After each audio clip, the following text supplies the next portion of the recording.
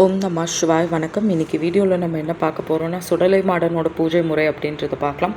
இதை உபாசனையாகவும் எடுக்கலாம், சத்ருநாசம் செய்கிறதுக்காக எடுக்கலாம். அதே மாதிரி ஒரு இடம் நீங்கள் வச்சுருக்கீங்க அப்படின்னா, நீங்கள் காளிக்கு பூஜை பண்ணுறீங்க, அந்த இடத்துக்கு நீங்கள் கவலை வச்சுருக்கலாம். தோட்டம் வச்சுருக்கீங்கன்னா அங்கே கவலை வச்சுருக்கலாம். உங்கள் வீட்டில் குழந்தைங்க இருக்காங்க அப்படின்னா கண்டிப்பாக இந்த பூஜை பண்ணுங்கள். சுடலை மாடனெல்லாம் தாண்டுறது அவ்வளோ ஈஸியான விஷயமே கிடையாது.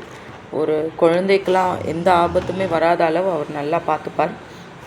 ஸோ இந்த பூஜைக்கு தேவையான பொருட்கள் என்னென்னு பார்த்துட்டேன்னா, செங்கல் ஒன்று கண்டிப்பாக வேணும். கிரே கலராக இருந்தாலும் சரி, ஆரஞ்சு கலராக இருந்தாலும் சரி. மஞ்சள், குங்குமம், சந்தனம் பேஸ்ட் இருக்குது பார்த்தீங்களா, அதை வாங்கிக்கோங்க.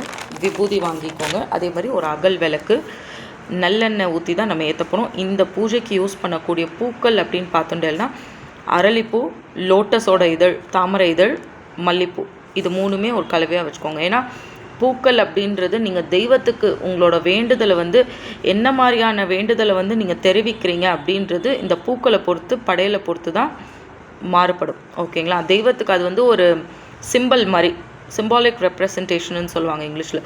ஸோ அந்த மாதிரி கொடுக்கறது தான். அதனால தான் அந்த பூக்களை நம்ம கரெக்டாக யூஸ் பண்ணணும் பூஜையில் அப்படின்னு சொல்கிறது.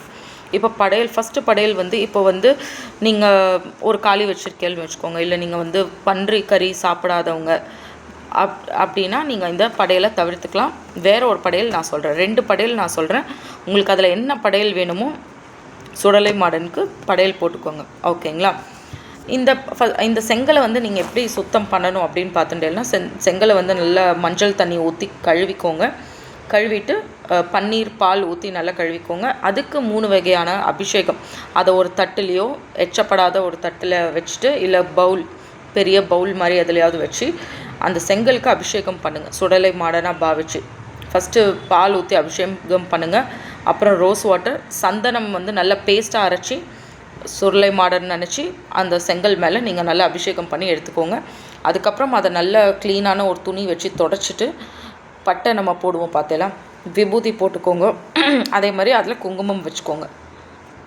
அதில் நல்லா மஞ்சள் நல்லா ஃபுல்லாக பூசிட்டு அதுக்கப்புறம் இந்த விபூதி வச்சுக்கோங்க. இல்லை உங்களுக்கு மஞ்சள் பூச வேண்டாம்னாலும் ஃபைன், ஒன்றும் பிரச்சனை கிடையாது. ஒரு 3 வாட்டி பூக்கள் மட்டும் எடுத்து, இந்த 3 வகையான பூக்கள் எடுத்து இந்த மந்திரத்தை சொல்லி ஒரு 11 வாட்டி அர்ச்சனை பண்ணுங்கள் அந்த செங்கலை. ஓகேங்களா? கவுன்ஸுக்கு ருத்ராட்சம் வச்சுக்கலாம். இதை நீங்கள் அமாவாசை அன்னைக்கு தான் முதல்ல இந்த பூஜை பண்ணணும். அதுக்கப்புறம் நீங்கள் ஒரு தோட்டத்தில் சுடலை மாடனை காவலுக்கு வைக்கிறீங்கன்னு வச்சுக்கோங்க. அமாவாசை பௌர்ணமியானால் இவ்வளோ பெரிய படையல் போடலனாலும் ஒரு குழம்பு சாப்பாடு வச்சு, தண்ணி, பால் வச்சு தீபாராதனை நீங்கள் காமிச்சிக்கலாம். ஓகேங்களா? ஃபஸ்ட் டைம் நீங்கள் சொல்லும் போது 108 டைம்ஸ் சொல்லுங்கள். அமாவாசை டெய்லி ஒரு 11 வாட்டி நீங்கள் சொல்லிட்டு வாங்க. உபாசனை எடுக்காதவர்கள், ஓகேங்களா, சுடலை மாடன் எங்களுக்கு காவலாக இருந்து அனுகிரகம் புரியணும்னு நினைக்கிறவா அப்படி பண்ணிக்கோங்க. அதே மாதிரி இதுதான் அந்த கல்லை செங்கலை சுத்தி பண்ணுறதுக்கான மெத்தட் இது தான். இப்போ நான் உங்களுக்கு ஒரு எந்திரம் கொடுத்துருக்கேன். இந்த எந்திரத்தை அமாவாசை அன்னைக்கு சுக்கிரஹோரையில் எழுதிக்கோங்க. செப்பு தகட்டில் எழுதிக்கலாம், இல்லைனா வெள்ளி தகட்டில் எழுதிக்கோங்க. எந்த தகட்டில் எழுதினாலும் ஃபைன். அப்படி இல்லைனா நீங்கள் செங்கல் வைக்கிறீங்க பார்த்தீங்களா, அதுக்கு கீழே இந்த எந்திரத்தை இப்போ நீங்கள் ஒரு சிமெண்ட் தர மாதிரி வச்சுருக்கீங்க, இல்லை நீங்கள் மனை வச்சு வைக்கிறீங்க அப்படின்னு வச்சுக்கோங்க. அந்த மனை மேலே மஞ்சளில் கூட நீங்கள் இந்த யந்திரத்தை நீங்கள் ட்ரா பண்ணிக்கலாம். இல்லைனா செப்பு தகட்டில் சுக்கிரஹோரையில் சாப நிவர்த்தியெல்லாம் நீங்கள் பார்த்துருக்கீங்களா, சாரி சாப நிவர்த்தின்னு சொல்லிட்டு மன்னிச்சுக்கோங்க, சுத்தியெல்லாம் பண்ணி எந்திரத்தை சுத்தியெல்லாம் பண்ணி எழுதி அதுக்கு பூஜைலாம் போட்டு நம்ம அந்த வீடியோ போட்டிருக்கோம், அதை பார்த்துக்கோங்க. அதை செங்கல் கடியில் வைக்கிறது. ஆனால் எந்திரத்துக்கு எந்த டேமேஜும் ஆகாமல் பார்த்துக்கோங்க. ஓகேங்களா? அது மாதிரி நீங்கள் வச்சுக்கணும்.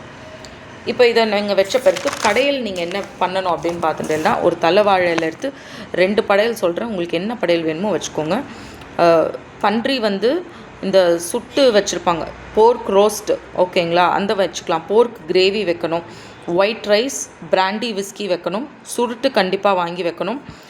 அதே மாதிரி வேக வச்ச முட்டை வச்சுக்கோங்க. 1 டம்ளர் பால், 1 டம்ளர் தண்ணி. இது முதல் படையல்.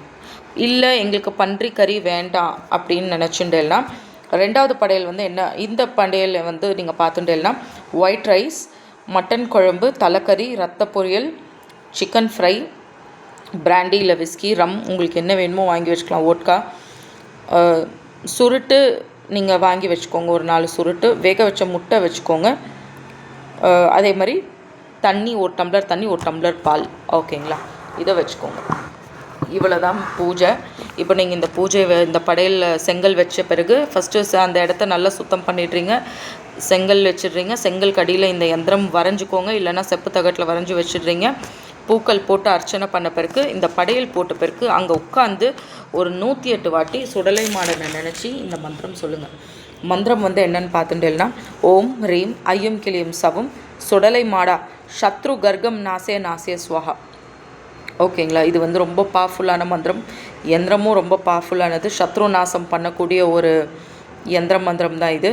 இதை நீங்கள் சத்ருவோட பேர் சேர்க்கணுன்ற அவசியமே இல்லை. நீங்கள் உங்கள் வீட்டு பக்கத்தில் வச்சுட்டிங்கன்னா உங்களோட மனசில் நீங்கள் யாரை எதிரின்னு நினைக்கிறீங்களோ அவங்களுக்குலாம் இந்த யந்திரமும் இந்த பூஜை முறையும் பிரச்சனை பண்ணும். ஏன்னா நீங்கள் அங்கே சுடலை மாடனை வச்சுருக்கீங்கல்ல. ஸோ ஏன்னா நீங்கள் ஒரு தெய்வத்தை என்ன மந்திரம் சொல்லி நீங்கள் வழிபாடு பண்ணுறீங்களோ அதனால தான் உபாசன காலத்துலலாம் சொல்கிறாங்க. இதை உபாசனை எடுக்காமல் நீங்கள் பண்ணிக்கிட்டிங்கன்னா இன்னும் நல்லாயிருக்கும். உபாசனை எடுக்கிறதானா 48 days உபாசனை இருந்து இந்த மந்திரத்தை நீங்கள் சித்தி பண்ண வேண்டியதாக இருக்கும். இன்னும் நிறைய ப்ரொசீஜர்ஸ் இருக்குது அதுக்கு. ஓகேங்களா, உபாசன மந்திரம் உபாசன யந்திரம் டோட்டலாக வேறு மாதிரி வரும். இது உபாசன யந்திரம் கிடையாது. ஸோ உபாசனை எடுக்க வேண்டாம். உபாசனை வேண்டுன்றவங்க நீங்கள் கான்டாக்ட் பண்ணுங்கள், நான் கண்டிப்பாக சொல்கிறேன். நீங்கள் யந்திரம் பே பண்ணி வாங்குற மாதிரி இருக்கும். ஸோ இப்போ நீங்கள் இந்த யந்திரம் மந்திரம் மட்டும் நீங்கள் வச்சு நீங்கள் சுடலை மாடனை வச்சு நீங்கள் பூஜை பண்ணிட்டு வரச்சே இது பயங்கரமான ரிசல்ட்ஸ் கொடுக்கும். உங்களோட மனசில் நீங்கள் யாரையாவது எதிரியை நினச்சி இந்த மாடன் முன்னாடி உட்காந்து நீங்கள் அந்த மந்திரம் சொன்னீங்கனாலே எதிரிக்கு அங்கே அடி விழும் பயங்கரமாக. அதுக்காக உடனே அவன் செத்து போயிடுவான் அப்படின்னு நினைக்கக்கூடாது. மரணம் அப்படின்றது நம்ம கையில் கிடையாது. அஷ்டகர்மமாகவே இருந்தாலும் சரி, அது இறைவன் கையில் தான். அவங்களுக்கான கால நேரம் வர வரைக்கும் நம்ம வெயிட் பண்ணணும். அந்த ஒரு விஷயம் இருக்குது. ஓகேங்களா, ஸோ மந்திரம் என்னென்னு பார்த்துட்டேன்னா, ஓம் ரீம் ஐயம் கிளியம் சவம் சுடலை மாடா சத்ரு கர்கம் நாசே நாசே ஸ்வாஹா. இங்கே ஏன் ஸ்வாஹா அப்படின்னு நம்ம சொல்கிறோன்னா, நம்ம இங்கே படையல் சுவாமிக்கு கொடுக்குறோம் இல்லையா, அதனால தான் நம்ம ஸ்வாஹான்றதை நம்ம சொல்கிறோம். ஸோ இவ்வளோ தான் மந்திரம். பூஜை முறையும் இவ்வளோ தான். இதில் உங்களுக்கு ஏதாவது டவுட் இருந்தால் கேளுங்க, கமெண்ட் செக்ஷனில் போடுங்க. நான் உங்களுக்கு ரிப்ளை பண்ணுறேன். நான் முக்கால்வாசி எல்லாமே சொல்லிவிட்டு எதுவும் ஸ்கிப் பண்ணலை. Thank you so much.